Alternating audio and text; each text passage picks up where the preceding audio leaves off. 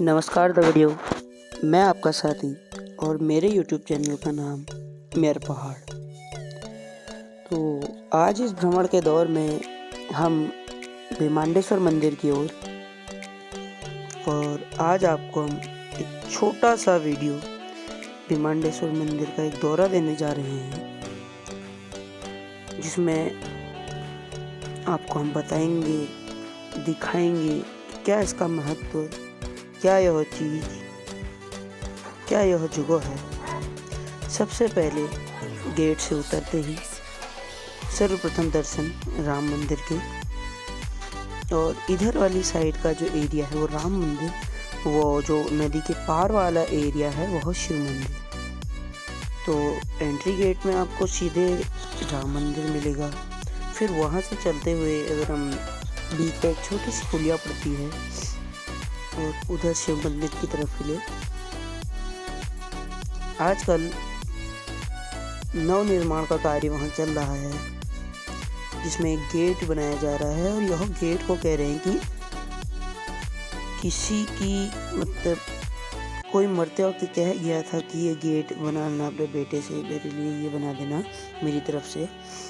तो वह आजकल काम चल रहा है, और हम गए थे तो काफ़ी सफाई का काम वहाँ चल रहा था पुजारी जी द्वारा।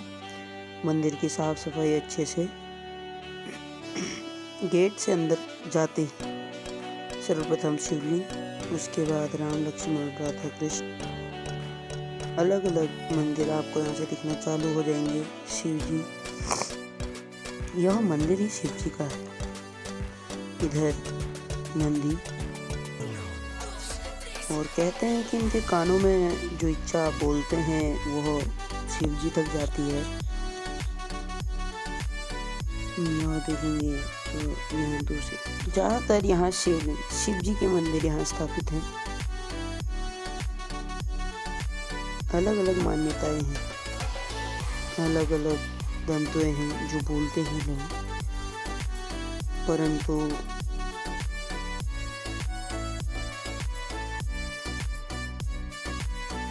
जब आप यहाँ जाएंगे आपको एक अलग ही शांति का जो अनुभव होता है वो देखने को मिलेगा।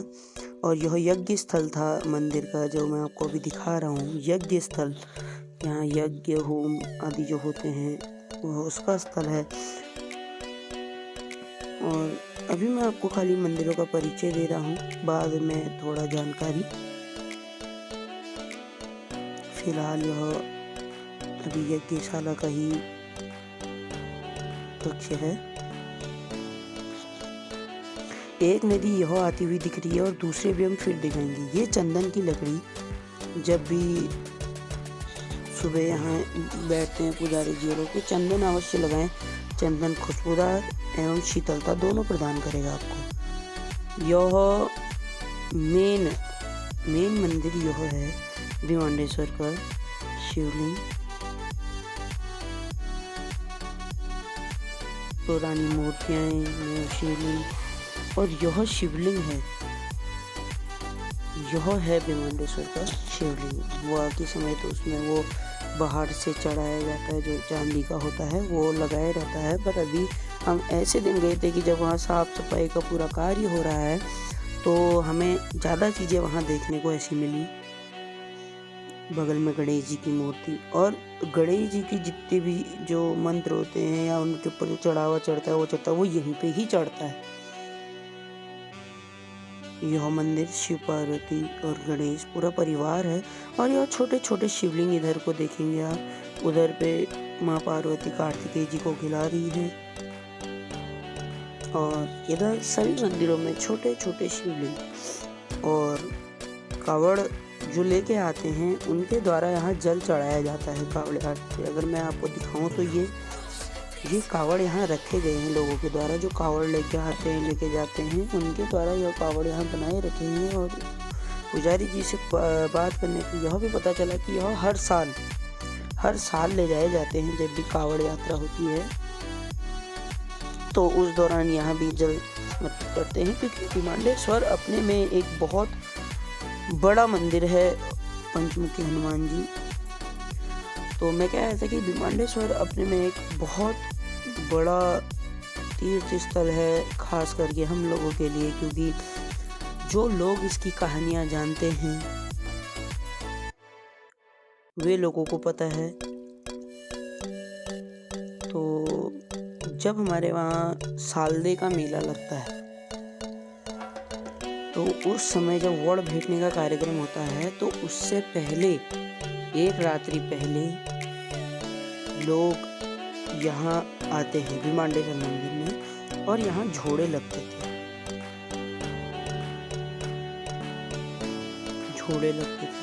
और यहाँ अभी भी, अब तो नव निर्माण कार्य जब हुआ इस बीच, तो उसके बावजूद भी यहाँ पे अभी भी लिखे गए हैं सब जगहों के नाम कि कौन से उसमें ये था। और पहले से कहा जाता है कि जब ईड़ा का नांगर आता था उसके बाद ही वह शुरू होता था, परंतु आज अब हमारी भी सुनी हुई ये सब कहानियाँ हैं। तो यह रामलीला स्टेज भी है एक तरफ से, और यहाँ पे भी झोड़े होते हैं। अब देखेंगे सबका लिखा है, यहाँ पे रणा का था, नीचे अजगोली है, ईड़ा है, बहुत सारे ऐसी जगहें हैं। ये गजरौला का हो गया, ये बोंगा का हो गया, तो काफ़ी अच्छी जगहें हैं जहाँ का यहाँ पे लिखा गया है और आते हैं। ये बेडोली बनोली का हो गया, और काफ़ी बड़ी जगह है। ऊपर से जो 2 पेड़ हैं यहाँ, एक जामुन का है और उसके नीचे जो बैठने के लिए जो उचित व्यवस्था की गई है, उस हिसाब से जो छाया प्रदान होती है वह भी काफ़ी शांति प्रदान करती है। और भीमांडेश्वर से होते हुए कई गांव का रास्ता, जैसे ऊपर को आप देखेंगे तो सुरखेत के लिए यहाँ से रास्ता जाता है, वलना के लिए जाता है, काफ़ी जगह हैं। और यहाँ नीचे का रास्ता, नीचे वाला हिस्सा जहाँ दूसरी नदी आती है, और यहाँ डैम का कार्य किया गया था, डैम बनाया गया था जी, यहाँ डैम बनाया गया था। और यह शनिदेव के बगल में पेपर लगा गया, वट वृक्ष, यहाँ शनिदेव की पूजा अर्चना, इस पेड़ पे कला उभारना, काफ़ी चीज़ें हैं। इसके बाद मैं आपको ले चलता हूँ सीधे कपिला गाय की तरफ। यहाँ कपिला गाय भी है।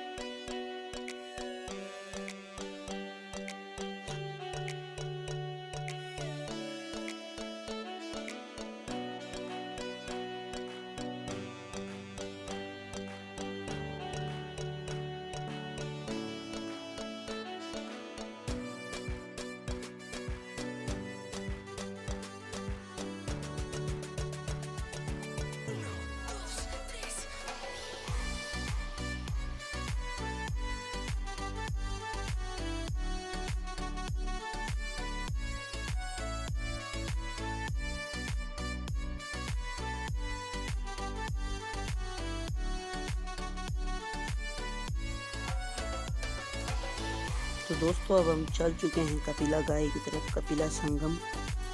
यहाँ कपिला गाय है, और कपिला गाय के बारे में बताया जाता था कि यह शिवलिंग के ऊपर अपना दूध चढ़ाती थी, यानी कि जब हम जैसे हम जलाभिषेक करते हैं शिव जी का, वैसे ही यह उन्हें दूध से उनका अभिषेक करती थी। और काफ़ी सुंदरता से यह बनी है, लाई गई है कहीं भी कहीं, परंतु बनाई ही गई होगी। और नीचे शिवलिंग, और बगल में हमारी नदी है कपिला गाय, भीमांडेश्वर में यह है। और उसके बाद श्री बम बम 108 बार बम बम बाबा जी, यह यहाँ के बाबा थे, पुजारी कह सकते हैं अभी हिसाब से। तो आज के ब्लॉग के लिए इतना ही, मिलते हैं आपको फिर से एक बार।